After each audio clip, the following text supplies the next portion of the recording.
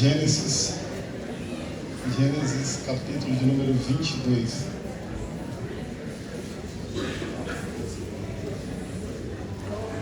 Versículo de número 9. Gênesis 22, versículo de número 9.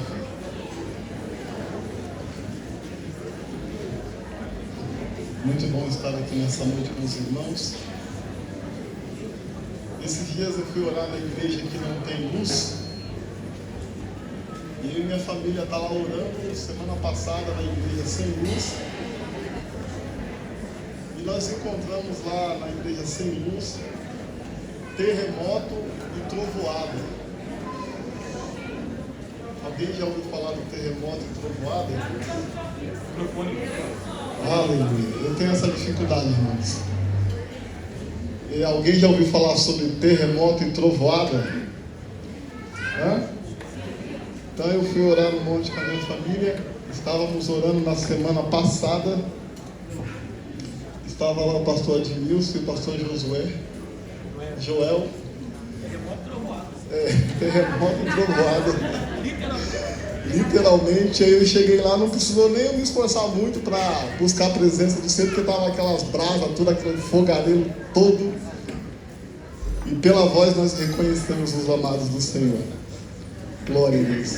Gênesis capítulo 22, versículo de número 9, diz assim: E tendo chegado ao lugar que Deus lhe havia dito, edificou ali Abraão um altar, e pôs a lenha sobre o altar em ordem. Atou Isaque, seu filho, e o pôs sobre o altar em cima da lenha. Estendeu Abraão a sua mão e tomou o cutelo para imolar o seu filho. Então o anjo do Senhor bradou do céu e disse: Abraão, Abraão. E ele respondeu: Eis-me aqui.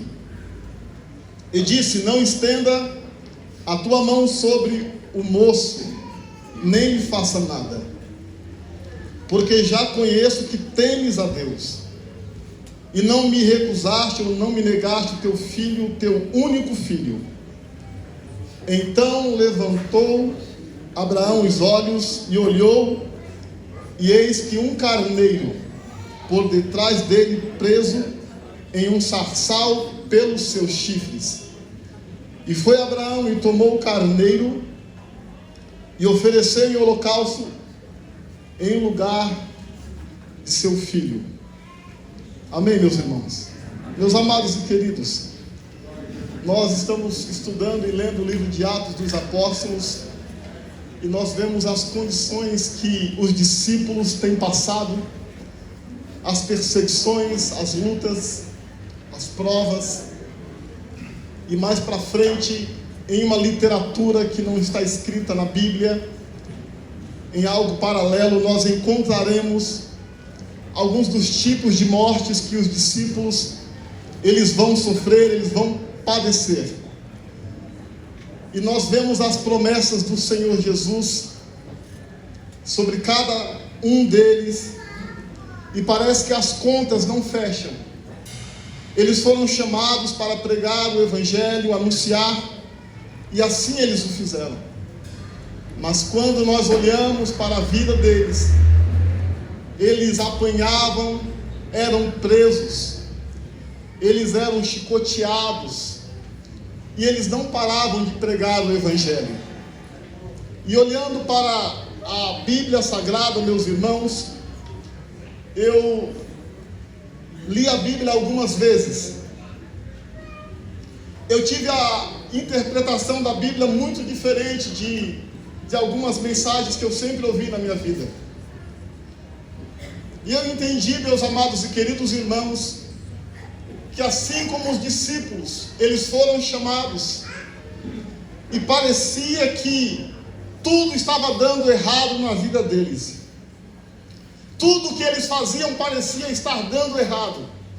Se eles fossem para um lado, eles eram rejeitados por alguns dos antigos irmãos da religião judaica. Se eles fossem para o outro lado, o governo de Roma levava eles para todo lado para ser julgado através de um julgamento dos sacerdotes, indicando que eles deveriam ser mortos, condenados. E eu entendo, meus amados e queridos irmãos, que se as coisas que você faz aparentemente aos seus olhos não dá certo, se às vezes você coloca a mão sobre alguma coisa, não dá certo, você precisa dar certo. Ainda que as coisas que você faça não dá certo, você aqui dentro tem que dar certo. Porque você olhando para a vida do nosso Mestre, do nosso Senhor, se o mundo pudesse olhar para o nosso Senhor, se o mundo pudesse olhar para os discípulos do nosso Senhor, tudo o que eles fizeram e as formas trágicas pelas quais eles morreram e viveram, era só catástrofe que acontecia na vida deles. Não tinha nada de belo para se extrair dessas coisas. E ainda porque o evangelho que nós levamos não é um evangelho para ter uma vida, é um evangelho para termos uma morte. Porque nós não precisamos viver uma vida aqui na terra, sendo que o nosso Senhor, Ele morreu a nossa morte para que nós vivêssemos a vida deles. E o nosso Senhor Deus, meus amados e queridos irmãos, Ele chamou homens e mulheres. E ainda existe em nosso meio algumas pessoas que não conseguem entender o chamado, não conseguem entender Deus, não conseguem entender como Deus trabalha. E eu me lembro na minha adolescência, já tinha lido a Bíblia algumas vezes já, e eu fiquei com raiva de Deus, porque eu não conseguia entender os propósitos de Deus, não só pela palavra. Porque quando você lê a palavra é uma coisa, mas se você escuta um evangelho que não bate com a palavra, a sua cabeça fica meio perturbada. E ainda você escuta de pessoas que deveriam ensinar o evangelho puro para nós. E eu aprendi, meus amados e queridos irmãos, de uma forma muito dura, de uma forma muito íntima, muito pessoal.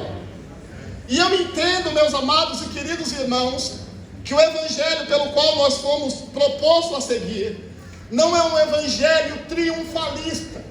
Evangelho triunfalista é que você não pode passar por provas nenhuma, você não pode pegar uma doença, você não pode passar por nenhum tipo de dificuldade na despensa da sua casa.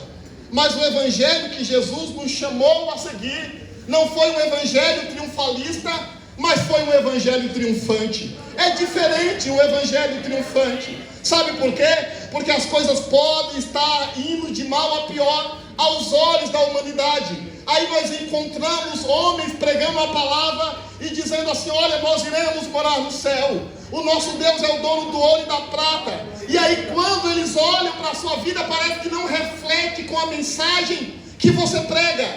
Aí está o versículo que diz que é loucura o que você está dizendo. É loucura para o mundo o que você está pregando, porque o que sai da sua boca não é o que os olhos deles veem, mas o que os olhos deles estão vendo é só o que é aparente. Mas o que Deus tem feito na alma de homens e mulheres, ela é eterna. Nada pode tomar, nada pode tombar, nada pode te desfocar daquilo que Deus chamou para você.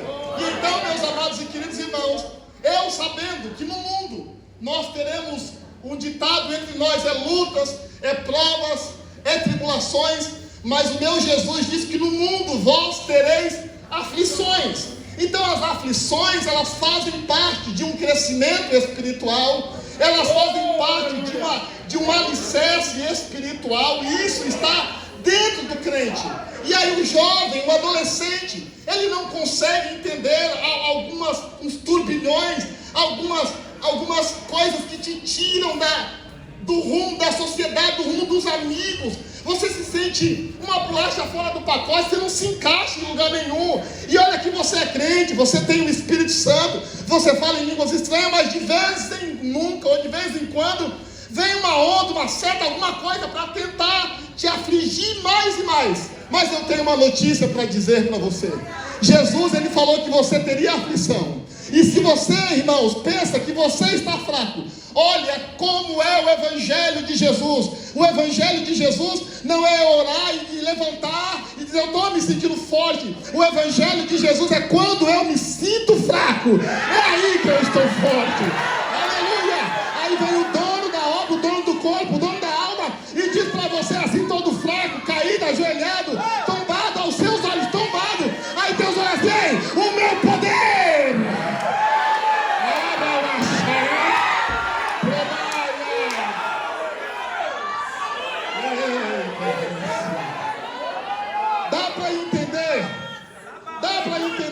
E saber trabalhar com essa situação, com esse pulsar do seu coração. Dá para entender isso, meus amados irmãos?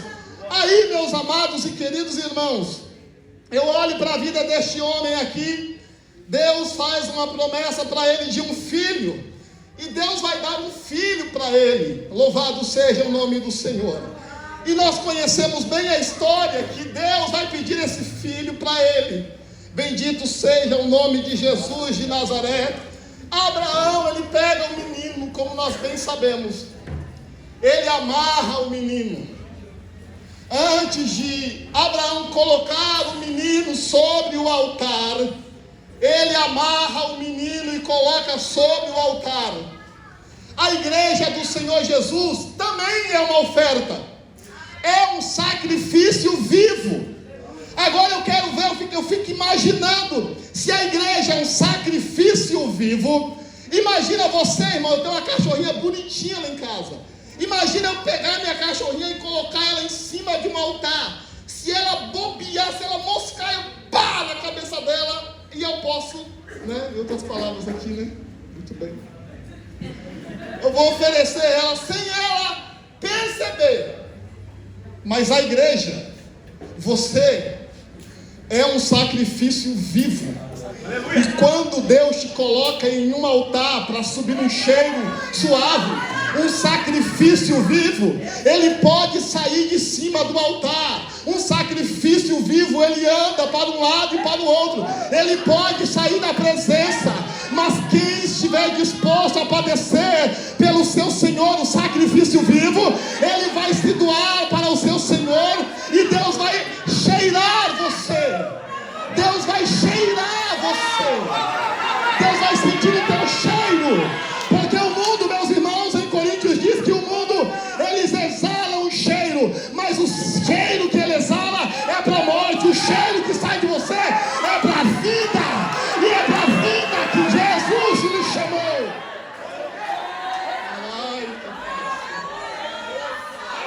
Ele amarra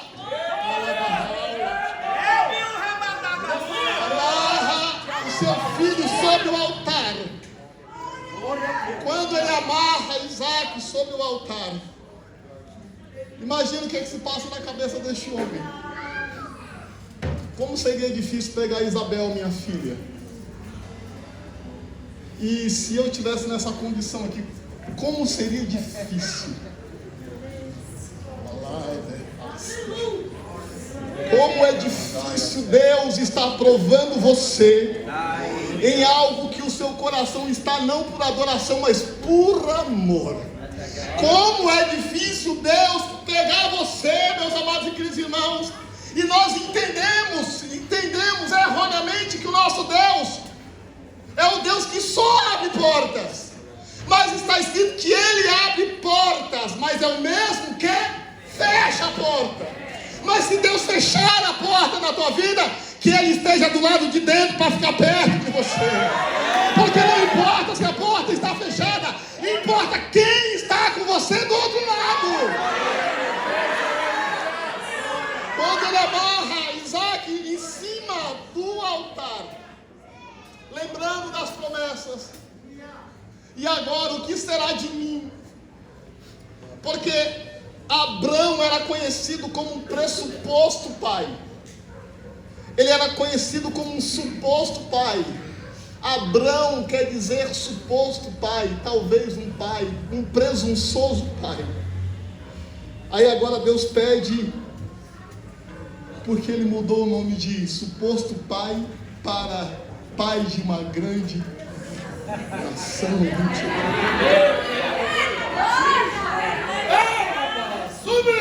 Talvez esteja em risco nesse altar a sua sustentabilidade. Talvez esteja em risco a sua honra entre os homens. Talvez esteja em risco o seu nome. Mas deixa no altar, porque ele quer no altar.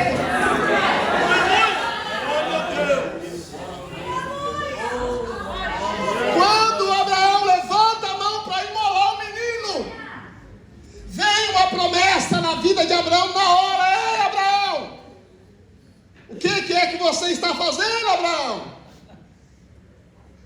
Eu conheço você, Abraão, e eu sei que você teme a Deus. Deus conhece você, meus irmãos. Sabe a hora que Deus vai conhecer? É na hora H. É no lance imprevisto. É quando é para você falar e você, agora eu seguro. É quando é para você reclamar e você abaixa a cabeça. Porque assim como Jesus foi como uma ovelha muda, então não fale. Tem gente discutindo com o demônio, pensando que é gente. Tem gente discutindo com o diabo. Ei, não é aquela mulher que está enchendo o saco. É demônio, é demônio. E você não vai lançar as pedras para porco nessa noite.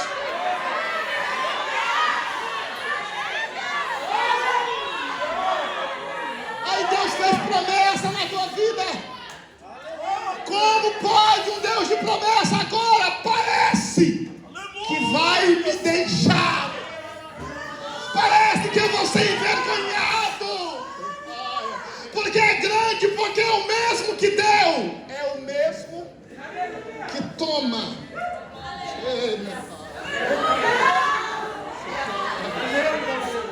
E aí, como você pode estar cheio de promessa e acontecendo isso? Como pode isso? É igual Deus falar para Elias assim: Elias, sai para fora da caverna. E quando Elias se coloca na porta da caverna, está ventando tudo, está um monte de terremoto. Aí você pergunta: Deus, como eu saio para fora?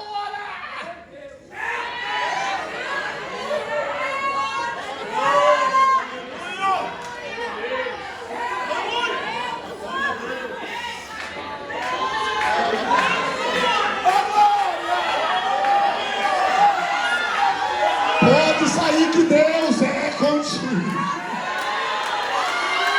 Ele vai agir no invisível. Ele vai fazer o que a sua mente nem pode pensar e nem o coração possa imaginar. Ele vai fazer além. Aí eu não posso, eu não sei, mas Ele sabe.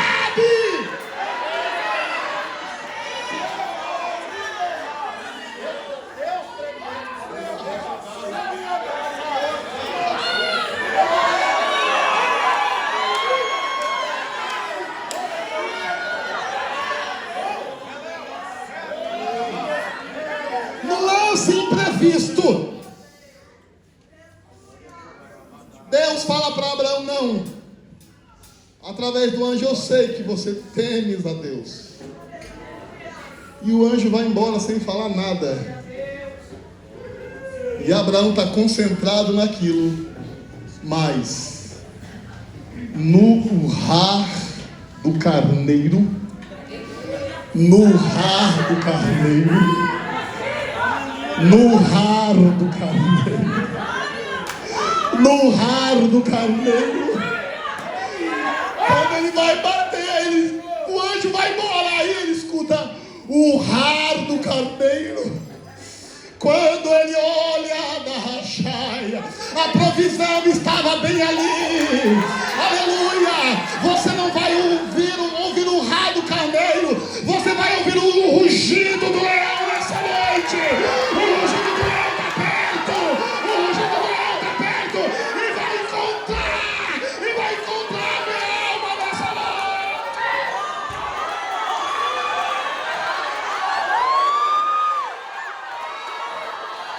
Só quem pode adorar, levanta. Amen.